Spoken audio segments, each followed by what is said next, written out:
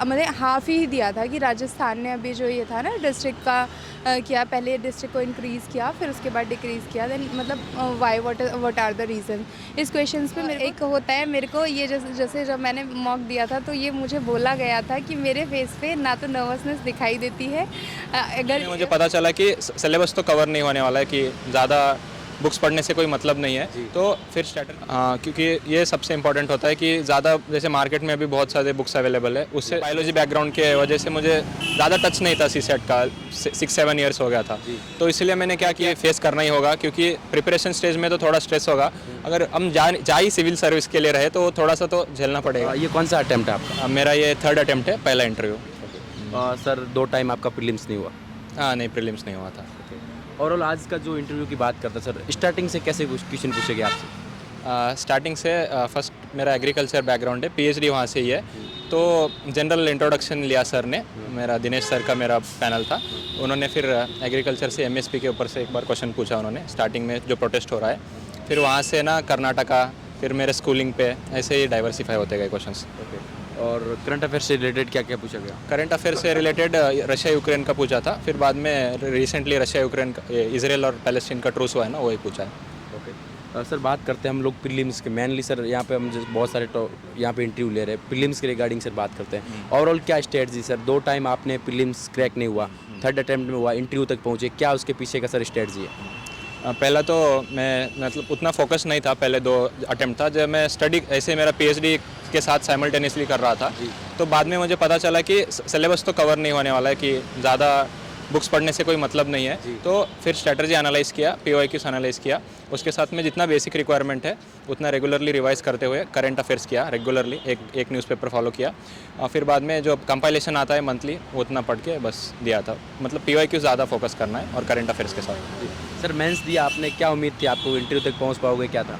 मेरा ना मेंस में जैसे पहला पेपर था एसए तो मेरा पहला अटेम्प्ट था, तो मैं नींद नहीं किया था पहले दिन, पूरा एंग्जाइटी में उतना अच्छा नहीं लिखा मैंने एसए, तो मुझे लगा कि नहीं होगा इस बार, तो बाद में कवर कर लिया मैंने, बाकी पेपर्स में तो कोशिश किया कि एफर्ट अच्छा डाल दो, बट बाकी पेपर में भी ठीक ठाक हुआ, फिर एथिक्स थोड़ा सा मुझे इतना अच्छा नहीं लगा था, बट बाकी पेपर तो ठीक ठाक हुए थे, बट इंटरव्यू के लिए मैंने नहीं सोचा था। जी सर, नहीं सोचा था मैं इंटरव्यू होगा। स्टैंडर्ड बुक्स की बात करते हैं सर, आपने प्रीलिम्स क्रैक किया, इंटरव्यू तक पहुँचे, सर स्टैंडर्ड बुक्स कितना रोल प्ले करती है इसमें, और सिलेक्टिव स्टैंडर्ड बुक्स और क्या क्या पढ़े क्या नहीं पढ़ी, ये बहुत इंपॉर्टेंट होता है। क्योंकि ये सबसे इम्पोर्टेंट होता है कि ज़्यादा जैसे मार्केट में अभी बहुत सारे बुक्स अवेलेबल है, उससे जैसे हम बेसिक एनसीईआरटी करना है, जो 9-10 से स्टार्ट होगा, उसके बाद में जो एक स्टैंडर्ड बुक होता है कि पूरा ओवरऑल एनालिसिस देगा, या फिर कोई कोचिंग कंपाइलेशन भी पढ़ सकते हो अगर सब अवेलेबल नहीं है तो, उसके बाद पीवाईक्यू उसके हिसाब से सेग्रीगेट करके पढ़ोगे तो उसके साथ उस टाइम बच जाएगा, इतना ही कह सकते हैं। सर सी सेट को लेकर स्टूडेंट्स के अंदर एक थोड़ा डर सा रहता है, फोबिया हो जाता है, आपके ऐसा कुछ हुआ था?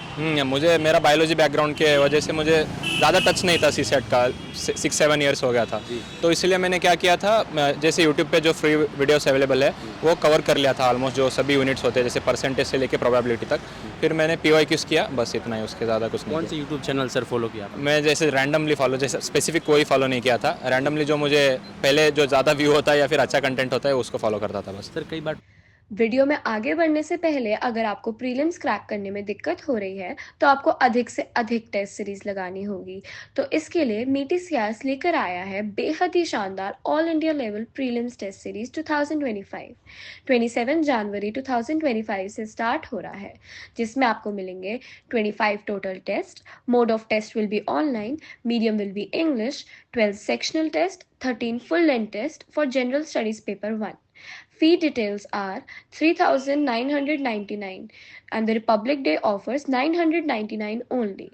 2 free tests as demo available. Register at meetcstest.com. To write 2 free full length tests, further details are meetcs2024@gmail.com. Mobile number is 96521680063.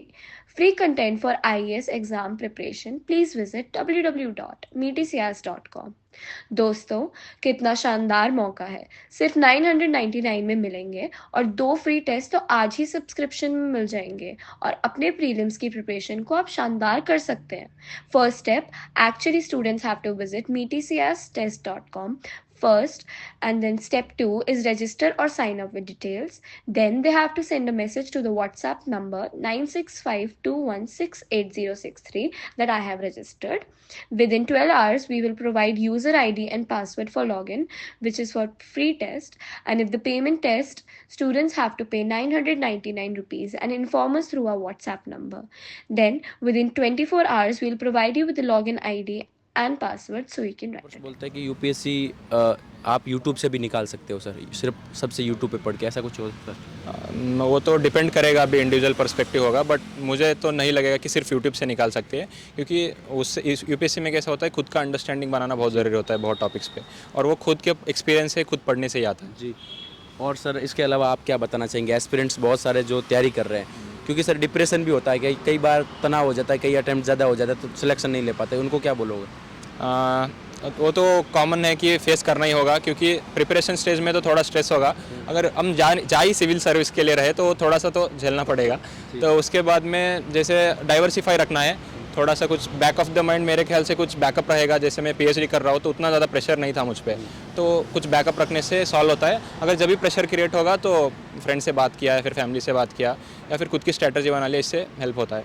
बस हार्ड वर्क करना है और कुछ नहीं। सर पीएचडी के साथ थोड़ा क्रैक करना, इंटरव्यू तक पहुंचना, उसके बाद सिलेक्शन लेना सर मुश्किल हो जाता है, कि मास्टर्स भी करते हैं लोग, बहुत मुश्किल से करते हैं, साथ में डिग्री करना और पढ़ाई करना मुश्किल हो जाता है सर। मेरा क्या था कि फाइनेंशियल इंडिपेंडेंस का कुछ इशू था, तो मुझे जैसे पीएचडी मैंने ज्वाइन किया, फर्स्ट मेजर इंसिडेंट था फाइनेंशियल इंडिपेंडेंस, दूसरा था मेरा इंटरेस्ट था सब्जेक्ट में, और उसके बाद में मुझे यूपीएससी में भी इंटरेस्ट था कि करना है, तो मैंने लॉन्ग टर्म प्लान किया है 3-4 साल के लिए। अभी तो सिलेक्शन नहीं हुआ है, मैं बस पॉजिटिव हूँ, अगर सिलेक्शन होगा पता नहीं, अभी क्या कुछ नहीं कह सकते अभी तो। ऑल द बेस्ट सर, आपको उम्मीद करते हैं आप। मैम क्या नाम है आपका? पूजा यादव। कौन सा अटैम्प्ट था? सेकेंड और कौन सा ये मेंस था? Means second. और interview? Second. Overall first interview दिया लास्ट टाइम आपने और इस बार दिया, वो तो आप मैम आपके चेहरे से लग रहा है कि आप बहुत फुली कॉन्फिडेंस हो। पहले तुम्हें बहुत बहुत धन्यवाद दूंगा, आपने 1 मिनट का टाइम दिया, क्योंकि बहुत सारे स्टूडेंट्स से बहुत हेल्प मिलती है इसके ज़रिए। तो ओवरऑल कैसी क्वेश्चन पूछेंगे आपसे? एक्चुअली मेरा जो मोस्टली जो क्वेश्चंस पूछे गए वो सारे डेफ रिलेटेड क्वेश्चंस थे। मोस्ट ऑफ द क्वेश्चंस जो थे वो डेफ रिलेटेड ही क्वेश्चन थे, like my hobbies, my background. और थोड़ा सा ऐसे ही क्वेश्चन था कि लाइक मेरे फादर का नाम जैसे मिस्टर ध्रुव है, तो उनके नाम का मतलब ही पूछ लिया कि व्हाट इज़ द नेम, है ना।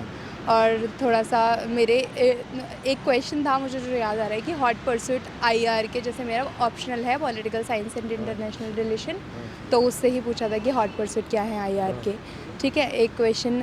और डेफ में ही मतलब लिखा हुआ था इकोनॉमिक्स का है, तो उसमें मेरे से पूछा था what is national income, what is GDP, ठीक है, और एनडीपी वगैरह, इनके बारे में थोड़ा सा क्वेश्चन पूछे गए। ओवरऑल अच्छा एक्सपीरियंस था। यही ज़्यादा क्वेश्चंस जो मुझे ध्यान में आ रहे हैं वही है। एक स्टार्टिंग में चेयरमैन सर ने जो पूछा था कि मतलब अपने जो आपका डेफ है उसका थोड़ा सा अपना इंट्रोडक्शन काइंड ऑफ था।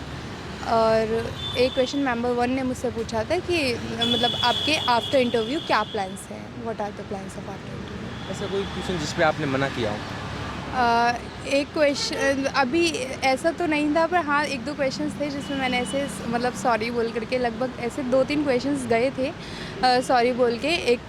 एक क्वेश्चन थोड़ा मतलब हाफ ही दिया था कि राजस्थान ने अभी जो ये था ना डिस्ट्रिक्ट का किया, पहले डिस्ट्रिक्ट को इंक्रीज़ किया, फिर उसके बाद डिक्रीज़ किया, देन मतलब why what are the reason. इस क्वेश्चंस पे मेरे को थोड़ा सा मतलब 1-2 रीज़न्स मैंने बताए थे, 1-2 पे मैंने सॉरी बोल दिया था कि करंट इश्यूज पे क्या पूछे गए? करंट इश्यूज़ का मेरे उसमें नहीं पड़ा था करंट का आप क्वेश्चन। राजस्थान से हो? नहीं, मैं राजस्थान से नहीं हूँ, बट स्टिल ये क्वेश्चंस उठा था। मैं राजस्थान से नहीं हूँ, मैं मेरठ से बिलोंग करती हूँ। मैम प्रिपरेशन के दौरान बहुत सारी दिक्कत होती है, लेकिन जिस स्टेज पे आप पहुँचे बहुत बड़ी बात होती है, लेकिन जब थोड़ी बहुत नर्वसनेस आती है, और कई हम लोग टॉपर्स के इंटरव्यूज ले चुके, इसके बाद यूपीएससी इंटरव्यू देने वाले ले रहे हैं, थोड़ी बहुत नर्वसनेस, उसको कैसे आपने हटाया? देखिए एक्चुअली नर्वसनेस तो अभी भी होती है कि अब सेकंड अटेम्प्ट था उसके बाद भी नर्वसनेस थी, बट स्टिल एक होता है मेरे को ये जैसे जब मैंने मॉक दिया था तो ये मुझे बोला गया था कि मेरे फेस पे ना तो नर्वसनेस दिखाई देती है, अगर मैं नर्वस भी हूँ तो ये शायद मेरा पॉजिटिव की पॉइंट है कि मेरे फेस पे नर्वसनेस नहीं दिखाई देती है अगर मैं नर्वस भी हूँ तो। आपका मॉक इंटरव्यू और रियल इंटरव्यू में कितना फ़र्क देखा आपने यहाँ पे? काफ़ी डिफरेंस था। मॉक इंटरव्यू मतलब थोड़ा मुझे और सिंपल लगा रदर देन ये, लेकिन फिर भी यहाँ पे आने के बाद मॉक इंटरव्यू से काफ़ी हेल्प हो जाती है कि जब हम यहाँ पर आते हैं तो पहले से हमें पता होता है कि किस तरीके के क्या क्या क्वेश्चंस हमसे पूछे जाते हैं ओवरऑल। तो कौन कौन सी कोचिंग में आपने मॉक इंटरव्यू मैंने दृष्टि में दिया था, विजन में दिया था, और एक हमारे वहीं पर है सिविल एकेडमी, मैंने वहाँ पर भी मौका तो ओवरऑल कौन सी कोचिंग जो दिया उससे रिलायबल ऐसा लगा कि आपको थोड़ा बहुत हट के था?